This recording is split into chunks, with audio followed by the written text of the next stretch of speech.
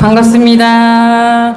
예, 오늘 4월 28일은 원불교 열린 날, 원불교 최대의 경축일인 대각계 교절입니다. 우리 소태산 대종사께서 1891년 꽃피는 봄날에 저기 영광, 지금도 산골인 그 영광, 그때는 길도 없고 진짜 거의 지도에도 있을란가 말란가 하는 그런 시골에서 태어나셔서 스스로 하늘을 보고 인연을 보고 의심을 품으시고, 의심이 의심으로 끝난 것이 아니라 그 의심을 해결하기 위해서 기도를 하시고 스승을 찾아 헤매시고 하시다가 결국 1916년 4월 28일 26살 되시던 해에 새벽에 밤하늘에 그 빛나는 별을 보고 해안이 훤히 밝아지셨습니다. 그 날을 우리가 대각계 교절로 정하고 4월 28일 대각 경축식을 지금 진행하고 있거든요.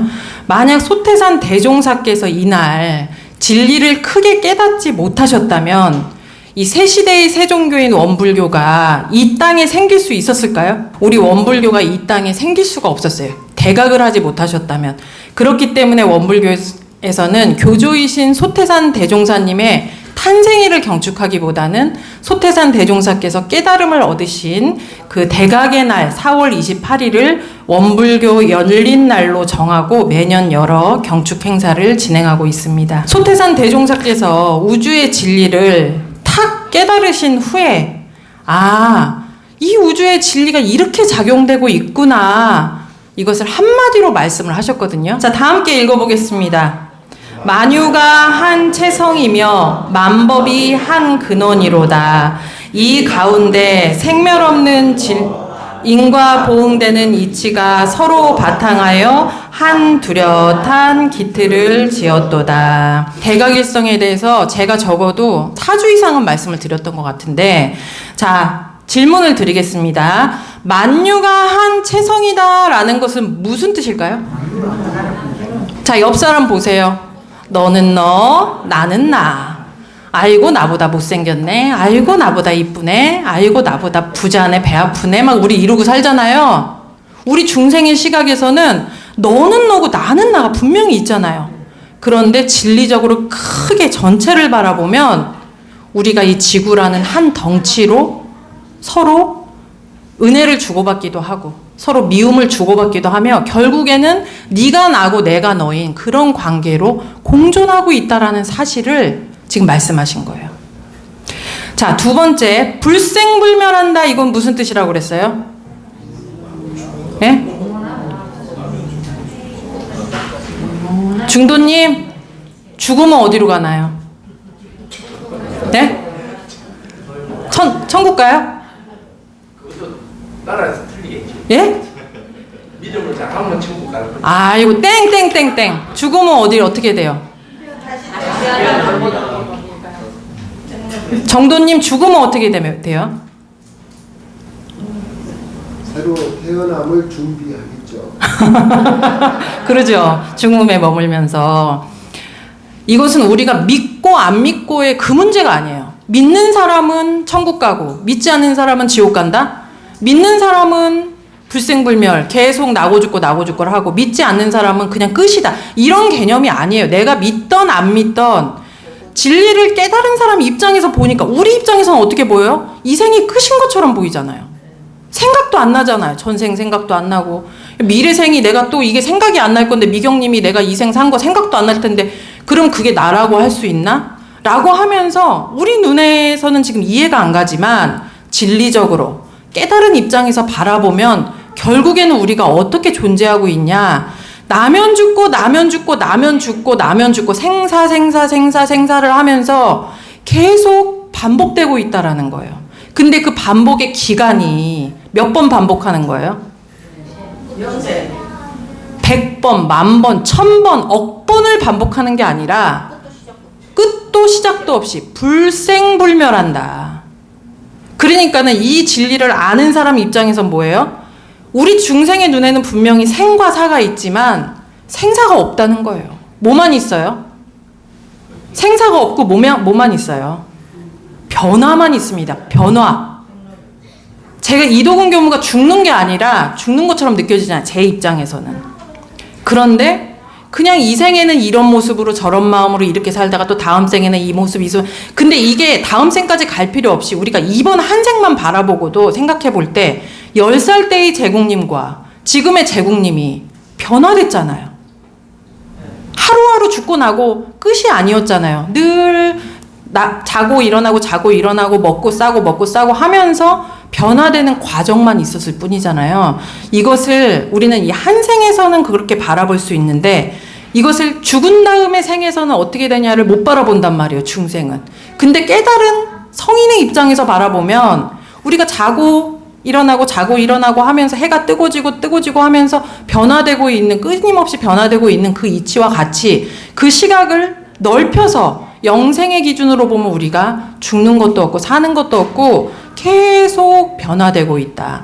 그런데 다음 생에 정우성으로 태어나면 좋잖아요. 되게 좋죠? 네? 근데 어떤 원리로 왜 누구는 정우성으로 태어나고 누구는 왜 저 고양이로 태어나고 버러지로 태어나냐는 거예요. 왜 변화되는데 누구나 훌륭한 사람, 멋있는 사람으로 태어나고 부잣집에서 태어나면 좋은데 왜 누구는 그런 좋은 혜택을 받고 태어나고 변화된다면 누구는 왜 진짜 죽어도 싫은 그 상황을 마주하게 되냐. 뭐 때문에 그런다고 했어요? 그렇죠. 지금 이 순간 내가 내 마음을 어떻게 사용하고 있는가? 내 입을 무슨 말을 하면서 살아가고 있는가? 내가 어떤 행동으로 살아가는가? 한번 자신을 살펴보세요. 나는 어떤 말을 가장 많이 하면서 살고 있지? 나는 어떤 마음을 가장 많이 품고 살고 있지? 아이고 미워 죽겠네. 저 사람은 왜 저러나. 이런 마음을 품고 사는 사람이 있는가 하면 너무 감사합니다. 너무 고맙습니다. 이 마음을 품고 사는 사람. 이렇게 차별이 있단 말이에요.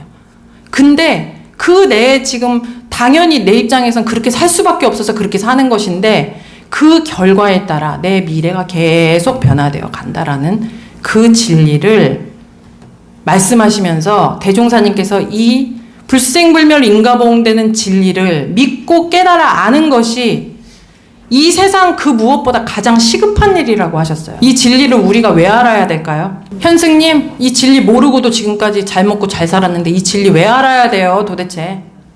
제국님, 이 진리 대충 알긴 했지만 그래도 이렇게 만인의 존경을 받으면 잘 사는데 왜 알아야 돼요? 이 생에서 끝나면 또 모르겠는데.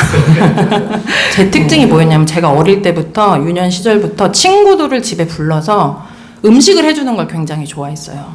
근데 그 음식이 뭐였냐면 떡볶이와 비빔냉면이 제 전문이었습니다. 그 친구들을 이제 불러서 매일 떡볶이도 해주고 비빔냉면도 해줘요. 근데 제가 집에서 혼자 비빔냉면을 해 먹을 때 너무너무 맛있는 거예요. 야, 이거는 냉면 장사해야 되겠다. 야, 이 떡볶이도 너무 맛있는 거예요. 도대체 이런 떡볶이 사 먹을 수가 없어. 너무너무 맛있어서 떡볶이 장사해야 되나? 이러고 있는데 아직도 생각이 나요. 고1 때 친한 친구들도 왔지만 그 중에 안 친한 친구 한 명이 있었어요. 그날 비빔냉면을 제가 착 해서 애들한테 줬는데 근데 제가 문제는 뭐냐면 해주고 맨날 뭐라 하냐면 맛있어 맛없어? 맛있어 맛없어? 맨날 이렇게 물어본단 말이에요. 근데 그 친구가 안 친한 애니까 제가 맛있어 맛없어? 이러니까 눈이 새빨개져갖고 그 냉면을 먹는데 제가 그 순간 깨달았어요. 얘가 억지로 먹고 있구나. 지금도 보면 교무님들 막 초대해갖고 제가 막 뭐 해드려요. 그러면은 하필 누구를 초대한 날 어떻게 돼요, 음식이? 엄청 맛이 없게 돼요. 그러면 제가 매일 뭐라 그러냐? 와, 정말 억울합니다. 제가 원래 요리를 엄청 잘하거든요. 저 혼자 먹을 때 엄청 잘 됐거든요. 근데 오늘 하필 재수가 없어서 이렇게 음식이 맛없게 됐네. 우리 교도님들은 어떠세요? 저처럼 이렇게 복불복으로 살고 계신가요? 기가 막히게 음식을 잘하시는 분들이 계십니다. 어떤 교도님이 음식을 반찬을 해서 주셨는데 그 교도님 요리는 정말 계란말이도 특별하게 맛있어요. 제가 너무 놀라요. 야, 어떻게 하면 계란말이까지 이렇게 특이하게 맛있냐. 김치를 담가 오시면 생지도 맛있고 중간에 미쳐갈 때도 맛있고 익어서도 맛있어요, 김치가. 어떻게 하면 그런 맛이 나요? 그리고 우리가 국을 끓일 때 한 2, 3인분 끓이긴 쉽잖아요. 30인분, 50인분을 끓여도 그 2, 3인분하고 똑같이 맛있게 그냥 꼴딱꼴딱 넘어가는 그게 그렇게 맛있냐. 이렇게 요리를 잘하시는 교도님들에게 복불복이라는 게 존재할까요? 요리에 있어서 복불복 존재하나요? 정염 단장님, 복불복 하나 하시나요? 어느 날은 맛있고 어느 날은 맛없고 그런 일이 없으시죠? 그러면 그런 분과 저와 어떤 차이가 있는 거예요, 지금? 요리 잘 하시는 분과 복불복으로 요리하는 사람은 어떤 지금 차이가 있어요? 존재 자체가 다르죠? 예? 태생 자체, 존재 자체가 다르죠? 지금 끄덕끄덕 하신 분들 손 들어보세요. 예? 존재 자체가 다른가요? 저랑 우리 정임 단장님 존재 자체가 달라요? 예, 요리에 대한 이치, 원리, 작용되는 사실을 훤히 알아서 그 원리대로 해내는 능력이 있는가 없는가 그 차이가 있을 뿐입니다. 우리가 인생을 살아가는 것도 이것과 똑같습니다.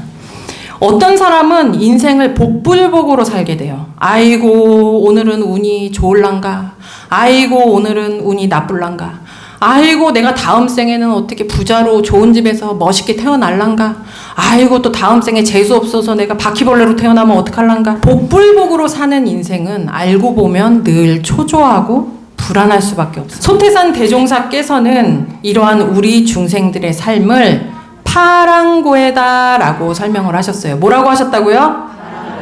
파랑고해가 무슨 뜻이에요?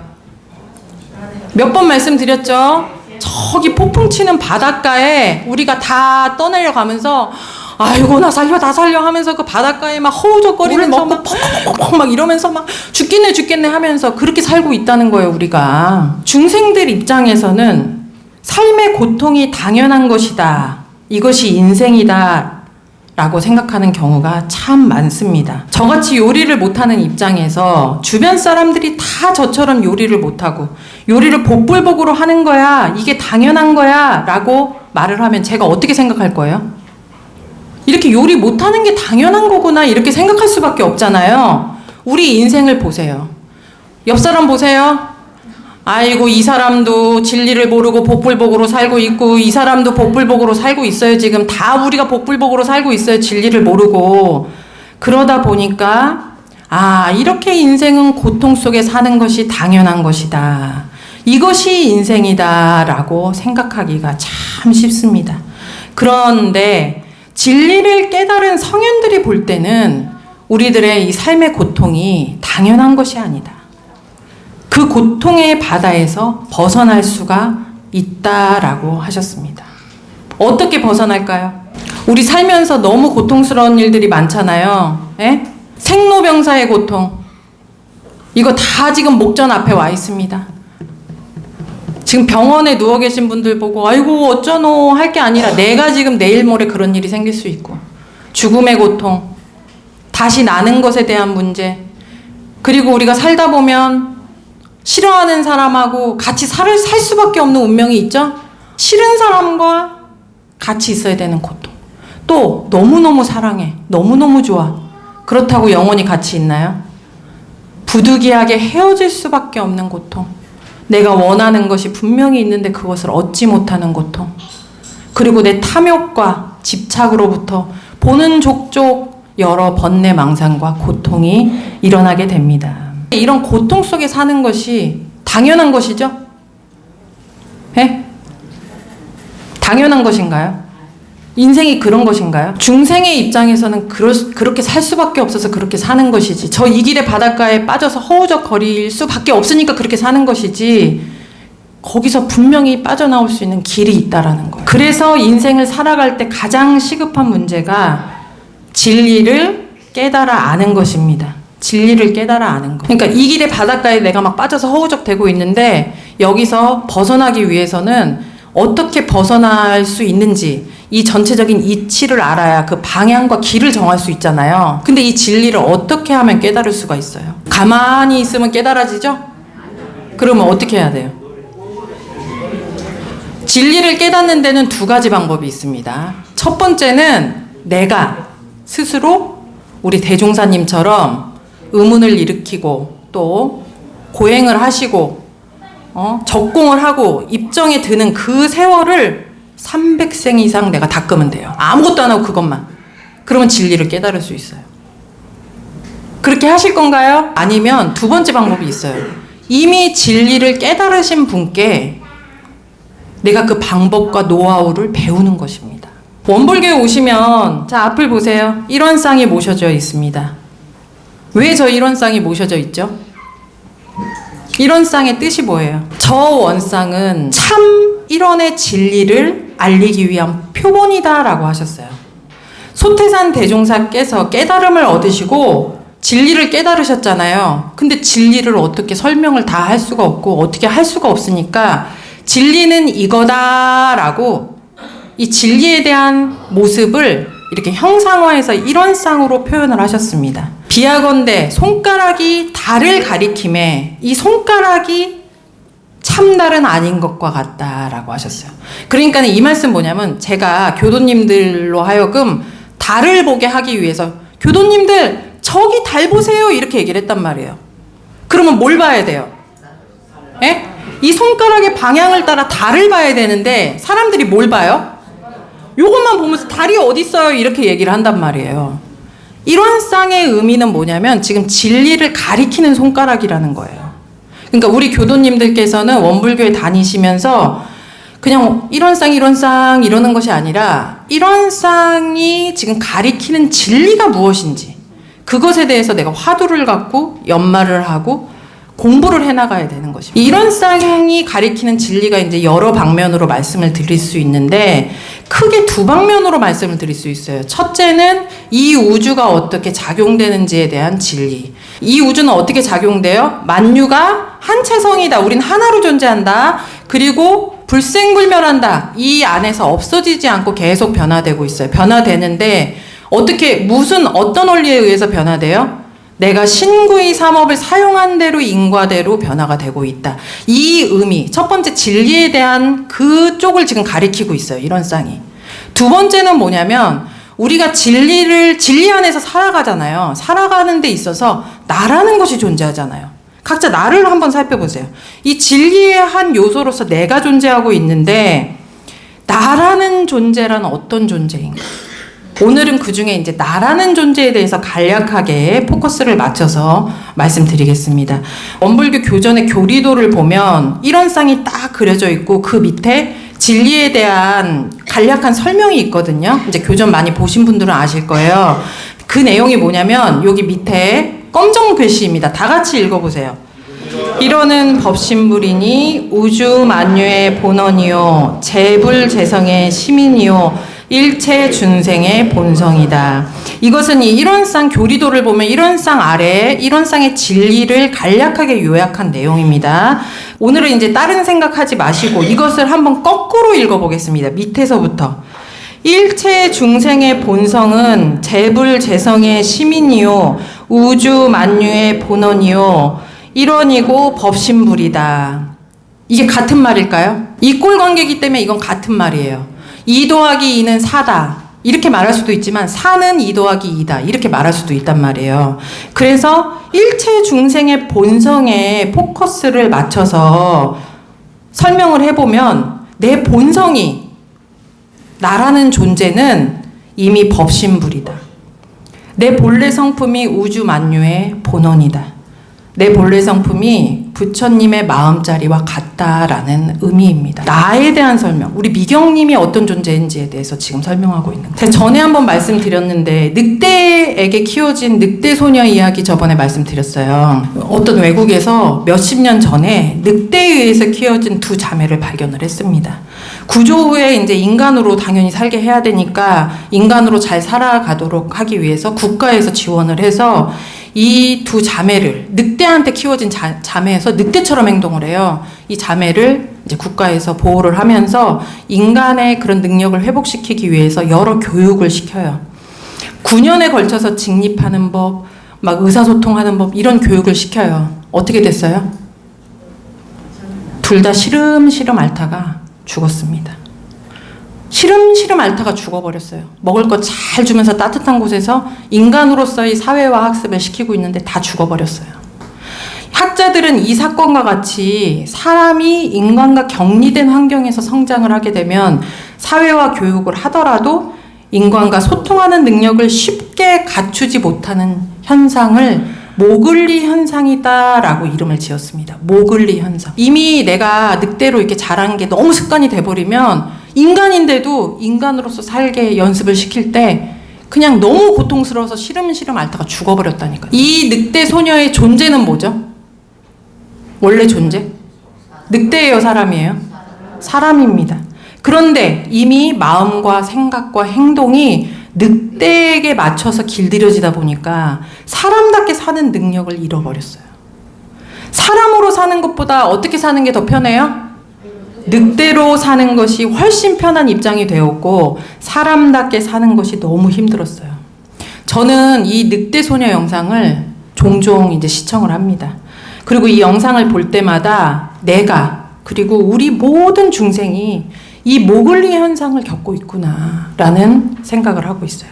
우리가 다 모글리 현상을 지금 겪고 있어요. 나의 본성은 진리와 같은 위력을 가진 존귀한 존재라고 했습니다. 쉽게 이해하기 위해서 우리가 깨달은 성인을 한번 생각해 보세요. 내가 제일 존경하는 사람. 우리 소태산 대종사님은 우리 원불교 교도님들은 아주 존경하지만 온 인류가 지금 다 알지는 못하시죠, 아직? 그래서 이제 예로 서가모니 부처님은 지금 온 인류가 다 알고 존경하죠. 숭배하잖아요, 막. 자, 서가모니 부처님을 생각해 보세요. 이 서가모니 부처님은 진리를 훤히 깨달으셔서 인생의 바른 길을 훤히 아시고 몸소 진리적인 삶을 바르게 살아가는 동시에 그 지혜와 덕상이 세상에 널리 퍼져서 만생령의 존경을 받고 계십니다. 아무리 업장이 두터운 사람도 부처님 앞에서는 그 업장이 소멸된다고 했어요. 부처님 살아생전에 어떤 분이 이 부처님을 죽이려고 칼을 들고 왔잖아요. 칼을 들고 탁 벨려고 하는 순간 어떻게 됐어요? 눈물이 나면서 그 앞에서 엎드려서 절을 했다고. 놀라운 사실은 내가 다 나 이렇게 해보세요. 내가 사실은 그 부처님과 똑같은 능력을 가진 존재라는 사실입니다. 내 본래 성품이 부처님의 깨달으신 그런 마음자리와 나도 같은 존재다. 이 진실을 저 일원상 진리가 지금 가리키고 있어요. 이거 알고 계셨나요? 보조국사의 수심결을 보면 이런 말씀이 있습니다. 슬프다 이 세상 사람들이여 미하여 온 지가 오랜지라 자기의 마음이 참 부처인 줄을 알지 못하고 자기의 성품이 참 법인 줄을 알지 못하여 법을 구하고자 하되 멀리 모든 성현에게서 찾으며 부처를 구하고자 하되 자기 마음을 관하지 아니하나니 세존 이르시되 널리 일체 중생은 모두 열애의 지혜와 덕상을 갖추었다 라고 하셨어요. 요즘 젊은 20대들 사이에서 알코올 중독자랑 마약 중독자가 그렇게 많다고 합니다. 너무 안타깝고 마음 아픈 현실이죠. 우리가 볼 때는 그들을 볼 때 어떤 마음이 들어요? 그 중독에서 벗어나야 돼요, 말아야 돼요? 예? 벗어나야 돼요? 그런데 그 당사자 입장에서는 어떤 마음일까요? 예? 중독에서 벗어나기가 엄청 힘들어요. 어차피 중독된 김에 그냥 편히 먹고 싶은 대로 하고 싶은 대로 살면 되는데 왜 벗어나야 될까요? 그 중독돼서 사는 그 삶이 행복하다면 당연히 그렇게 살아야 되지만 현실이 너무 고통스럽단 말이에요. 지금 중독자로 무기력하게 살고 있지만 그 존재는 어떤 존재예요? 우리가 20대들 보세요. 마약 중독된 사람들. 그 존재가 어떤 존재예요? 본인은 이렇게 살 수밖에 없다라고 살고 있지만 우리가 객관적으로 보면 어떤 존재예요? 중독에서 벗어나서 정신을 똑바로 차리고 제대로 바른 삶을 살기만 하면 누구 못지않게 아주 성공된 풍요로운 삶을 살 수 있는 존재입니다. 그런데 스스로가 그 익숙한 습관과 삶에서 벗어날 방법을 모색하지 않고 그 고통을 당연하게 감수하면서 그렇게 살아간단 말이에요. 남의 문제로 보면 참 답답하고 안타깝죠? 깨달은 성인 입장에서 보면 나도 그렇게 살고 있어요, 지금. 네? 깨달은 성자 입장에서 보면 우리들이 다 그렇게 살고 있어요. 왜 그 벗어나지, 그 중생심을 왜 벗어나지 않고 있어? 라고 지금 얘기하고 계신 거예요. 중생심에 갇혀서 탐욕과 집착의 노예가 되어서 여러 관념과 번뇌, 망상으로 신구의 삼업을 막 함부로 쓰면서 영생을 통해 내적 고통과 외적 고통을 자처하는 이 삶이 매하여 온 지가 오래된지라 이렇게 살아가고 있는 것입니다. 그렇게 계속 사실 건가요? 중생으로 사실 건가요? 우리가 흔히 인생에는 정답이 없다라는 말을 많이 합니다, 세상에서. 인생에 정답이 없나요? 인생에는 정답이 있어요, 없어요? 아니, 진짜 우리 솔직하게 한번 이거 논의할 거리거든요. 인생의 정답이 없다, 손 들어. 인생의 정답이 있다, 손 들어보세요. 인생의 정답이 없다, 이 말은 모든 과정은 경험이 될 수 있다라는 뜻입니다. 김치를 제가 맛있게 담근 것도 좋은 경험이고, 제가 알코올 중독에 빠졌던 그것도 다 좋은 세월이고, 진흙탕에 빠진 상황, 바닷가에서 허우적대면서 산 경험도 다 그럴 수 있는 좋은 경험이라고 할 수 있어요. 그런데 목적이 분명한 사람에게는 목적을 향한 인생의 정답이 있을까요, 없을까요? 예? 목적이 분명한 사람에게 정답이 있어요, 없어요? 내가 맛있는 김치를 담그고 싶다 하면 정답이 있어요, 없어요? 있어요. 이렇게 지금 얘기하셨어요. 진짜 있거든요. 그리고 내가 건강해지고 싶다 하면 정답이 있어요, 없어요? 내가 고통에서 벗어나 낙원생활하고 싶다, 영생의 복락을 얻고 싶다, 이런 서원이 내가 있다면 인생에 정답이 있습니다. 이것은 수학 공식과 같은 것입니다. 목적이 분명하지 않기 때문에 이러나 저러나 좋은 경험이다, 아이고 김치를 떡볶이처럼 만들던 말던 이것도 좋은 경험이지, 이렇게 좋은 경험이 될 뿐이지, 진리를 확실히 아는 사람은 확실한 목적을 가지고 삶의 방향과 길을 정확하게 정할 수밖에 없어요. 내가 한 생만 살고 끝나는 것이 아니라 영생을 통해 불생불멸 인과보응된다고 했습니다. 이 진리를 아는 입장에서 어떤 목적을 세워야 될까요? 왜 복이 오는지, 죄가 오는지, 귀찮으니까 그냥 복불복으로 모든 현실을 그냥 감수하며 경험이다 생각하며 살아야 될까요? 영생을 통해 진급하는 것을 목적으로 경계마다 은혜를 생산하는 것을 목적으로 그 실력을 달성하는 과정을 살아야 될까요? 몇 번을 살아야 돼요? 진리를 아는 입장에서. 소태산 대종사께서 108년 전에 진리를 크게 깨달으시고 원불교라는 새 시대의 새 종교를 열으셨습니다. 우리가 종교에 귀의한다는 의미는 무엇일까요? 우리 지금 지금 종교 생활하고 계시잖아요. 이 종교에 귀의한다는 의미가 뭐예요? 이거 원불교 왜 다니는 거예요, 진짜? 내가 원불교 법회를 나갔더니 갑자기 좀 돈이 들어왔고, 원불교 법회를 좀 빠졌더니 돈이 나갔기 때문에 다니는 건가요? 오늘 대각기 규절을 맞아서 진짜 이거 우리 확실히 짚고 넘어가야 돼요. 원불교 왜 다니시는 거예요? 원불교에 다니시는 분들은 사실 지금 잘 모르고 계실 수도 있지만 내가 목적이 사실 확실한 분이라고 할 수 있어요. 어떤 목적이 확실하냐? 내가 보다 나은 삶을 개척하겠다라는 목적이 없으면 여기 올 이유가 없어요, 사실은.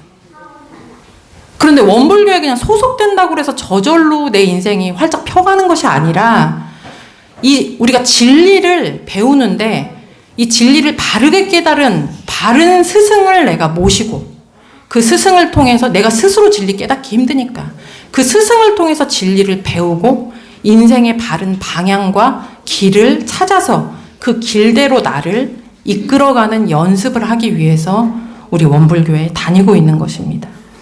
복 주세요 한다고 복이 오면 얼마나 좋을까요?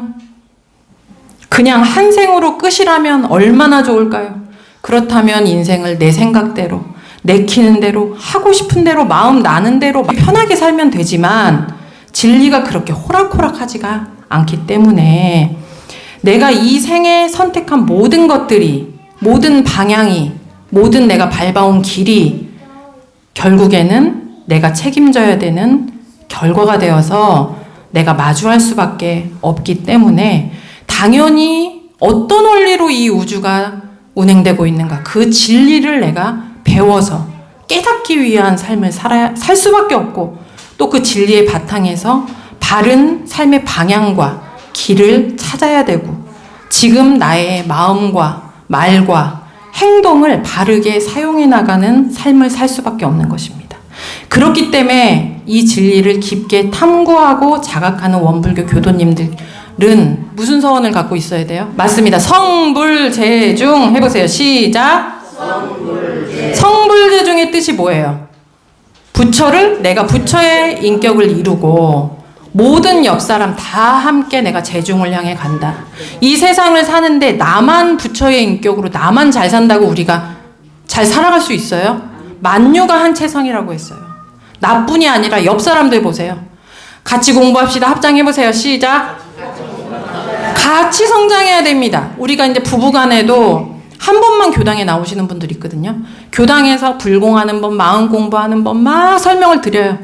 옆 사람이 그거를 같이 공부를 어느 정도 해줘야 되는데 내가 잘할 때 상대도 잘해줘. 노력을 같이 해야 되는데 혼자만 하려니까 이게 막 안 된다는 거예요. 그러니까는 내가 부처의 인격을 이뤄서 이 고통에서 벗어나기 위해서는 나 혼자만 잘 산다고 되는 게 아니라 우리 모두 인류가 다 함께 인격적 성장을 해나갈 때 그것이 가능한 것입니다. 이렇게 성불재중에 대해서 말씀을 드리면은 우리 교도님들 뭐라고 하세요? 성불재중 서원하실 건가요? 못합니다. 그게 가능하겠습니까? 나같이 무식하고 미천한 중생이. 이렇게 말씀하시는 분들이 너무 많아요. 진리적으로 보면 우리는 너무 훌륭한 존재예요. 우리 미경님이 서가모니 부처님과 같이 훌륭한 존재. 우리 중도님이 훌륭하신 존재. 이미. 대용님, 서가모니 부처님과 같은 존재입니다. 모두가 이미 열애의 덕상과 지혜를 갖춘 존재예요. 우리 중생들이 너무 오랜 세월 동안 이렇게 중생심으로 욕심에 빠져서 살다 보니까 자기가 어떤 존재인지를 지금 잊고 있다라는 것입니다. 그리고 또 어떤 분들은 이렇게 성불재중 하자고 하면 뭐가 마음에 걸려요? 아이고 나 재생명리 이제 못하게 되면 어떻게 되지? 성불재중 하다가 이게 너무 겁이 나요. 나는 왜 바른 길로 살아야 될까요? 저도 막 살고 싶은데 제 이름은 왜 유정도로 나왔을까요? 바른 길입니다. 정도님이. 예? 나 그냥 함부로 막 나도 사기치고 싶은데 재미있기는 막 사는 것이 그것만큼 재밌는 게 없죠? 근데 그걸 재밌다고 하는 것은 무엇과 같은가? 알코올 중독자가 이제 이거에서 벗어나자고 하니까 아이고 그 맛있는 술 못 먹을까 봐 내 걱정이 돼. 도박 중독된 사람한테 우리 이거 끊고 이제 새 삶을 향해 가자. 아이고 그 재밌는 거 못하게 될까 봐 너무 걱정이 돼. 도둑놈한테 이제 도둑질 하지 말고 새 인생을 향해서 갑시다 했더니 뭐라 그래요? 아직 마음을 못 먹었습니다. 이 도둑질하는 입장에서는 도둑질만큼 재밌는 게 없어요. 지금은 돈 버는 재미, 누군가 그냥 이기는 재미, 무시하는 재미, 뒷담화하는 재미, 재생명리의 여러 재미가 최고인 것 같지만 그런 세상만 있는 것이 아닙니다. 진리를 깨닫는 재미, 내 마음을 깨닫고 내 마음을 사용하는 훈련을 하는 재미, 내 마음을 자유하는 재미, 이런 재미를 느껴보셔요. 부처님처럼 살라고 하면 나는 죽을 것 같아요. 그냥 속 편하게 지금까지 살아온 것처럼 내 기질대로 나는 살 거예요. 이런 말을 하시는 분들 많이 계시죠? 이건 누구와 똑같아요? 늑대 소녀랑 똑같고 알코올 중독자랑 똑같은 모습입니다. 못한다는 것은 결국 하기 싫다라는 뜻이죠? 사실 저 교무잖아요. 저는 하고 싶을까요? 하기 싫을까요? 저도 때로는 하기 싫어요. 요즘에 제가 이렇게 아침에 선을 하는데 진짜 주인교무로 살다 보니까 옛날 부교무 때는 제가 맨날 졸았거든요. 주인교무로 살다 보니까 이 교화를 하기 위해서는 내가 마음의 힘을 키울 수밖에 없다라고 하니까 진짜 선이 되는 거예요. 그러다 보니까 제가 어느 날 문득 걱정이 되는 거예요. 이러다가 내가 진짜 깨달으면 어떡하지? 그럼 큰일 났네. 네, 이런 마음이 왜 들까요? 이런 마음이 왜 들어요? 나 진짜 내가 깨달으면 어떡하지? 연마을사입니다. 연마을사.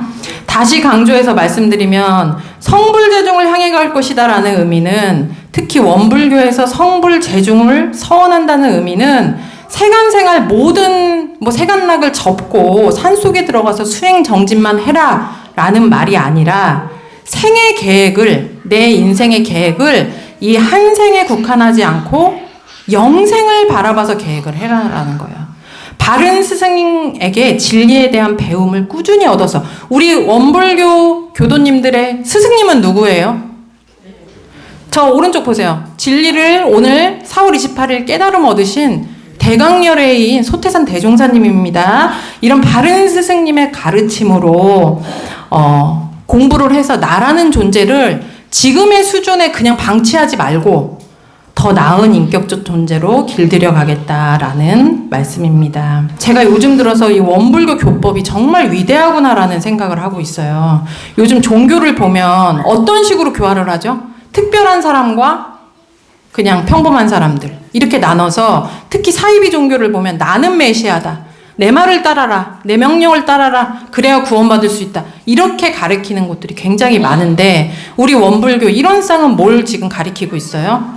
이 진리가 무엇인지에 대한 거, 그리고 내 존재가 지금 소태산 대종사님만 특별하신 분이 아니라는 거예요. 각자가 지금 다 엄청난 능력을 가진 존재라는 것을 진리 일원상이 지금 가리키고 있다라는 말씀을 오늘 말씀드렸습니다. 이런 정법 만나기 쉽나요? 진짜 어려워요. 이게 제가 원불교에 있으면서 이런 말씀 드리니까 이게 당연히 하는 말이라고 생각하죠? 정말로 이런 가르침이 어디에도 없습니다. 그리고 이 경전은 이 진리의 바탕에서 우리가 인생을 살아가는 방향과 길에 대한 것을 어떻게 보면 매뉴얼화 해놓은 내용이라고 알 수 있어요. 이거 공부하시는 분 계신가요? 집에서? 이 공부하셔야 됩니다. 저 바닷가에서 나오는 방법이 여기 다 적혀 있다라는 그 말씀이에요. 이 공부 꼭 하시고, 오늘 경축사에 나온 이 법의 등급은 뭐냐면, 우리 태권도에 가면 빨간 띠, 하얀 띠, 노란 띠 이렇게 있는 것처럼, 우리 이 정전 맨 끝에 보면 법의 등급이라고 해서 보통급, 특신급, 뭐 법마상장급 이렇게 있어요. 그 법의 등급에 따라서 내가 다음 법의로 내가 다음 진급을 해야지 목적을 세워서 이렇게 공부를 하라는 그런 말씀이니까, 집에 가셔서 이 경축사 꼭 한번 다시 깊게 연말을 해보시기 부탁드리겠습니다. 자, 교도님들, 원기 109년 대각계 규절을 맞아서 오늘 우리가 진리, 일원상이 가리키는 진리를 바라보고 성불 제중을 향한 서원을 다시금 세우자고 말씀을 드렸습니다. 서원을 세우실 건가요? 네. 자, 다 함께 다시금 성불제중 이렇게 소리쳐 보겠습니다. 하나, 둘, 셋. 다시금 성불제중. 다시 한번 시작. 다시금 성불제중. 성불제중을 하기 위해서 가장 기본으로 하는 게 뭘까요? 법회에는 와야 되나요? 안 와야 되나요? 우선 법회에 오시는 게 진짜 시작입니다. 왜냐면 법회에 오셔야, 법회에 안 오시면 내 정신이 금방 다른 세계로 가버려요. 법회에 일주일에 최소 한 번씩 오셔서 이런 얘기를 듣고 마음을 다시 다짐하고, 옆 사람 손잡아 보세요. 손잡고 함께 나아갑니다. 함께 이렇게 나아간다는 거 잊지 마시고, 다음 주가 5월 5일 어버이날 전주입니다. 법회 오실 건가요? 안 오실 건가요? 집에 자녀들이 와서 지금 자고 있어요. 법회 오실 건가요? 안 오실 건가요? 밥 준다고 안 오는 거 제 진짜 이해 못 하겠어요. 만약에 자녀들하고 지금 어쩔 수 없이 제주도 갔어. 그러면 당연히 못 오시지. 근데 지금 자녀들이 금요일 날 와서 토요일, 일요일까지 지금 계속 집에서 자면서 먹고 놀고 하고 있는데, 일요일 날 아침에 밥 해줘야 돼서 지금 교당 못 간다라는 것은 성불 제중에 대한 서원이 있다는 거예요? 없다는 거예요? 예? 자녀들한테 이렇게 얘기하십시오. 다른 교당을 못 보셔서 그러는데, 다른 교도님들은 어떻게 하시냐면, 얘들아 5월 8일 어버이날인데 어버이날 선물 모줄 끼고 교당 한번 같이 가자, 이렇게 한단 말이에요. 착한 자녀는 아이고 맞아, 1시간 뭐 가겠습니다 이러는 사람도 있지만, 아 저 안 갈 거예요 이러면, 그래 그러면 혼자 자고 있어라 하면서 오시면 되는데, 왜 아침밥 차려준이라고, 지금 1살도 아니고 아침밥 차려준이라고 왜 법회를 못 오시냐는 거예요. 다음 주에 법회 시간 잘 비껴서 약속 잡으시고, 오늘 오신 분들 다음 주에 꼭 다 다시 오시기 바랍니다. 우리 자 약속하세요. 자, 야 정도님, 자 성불제중 약속 옆 사람하고 하십시오. 이게 지금 제가 강요하는 것 같지만 이게 진짜 엄청 지금 복 받는 날이에요. 이 서원을 한다라는 거. 예, 이상으로 대각계교절 한 말씀 마치겠습니다.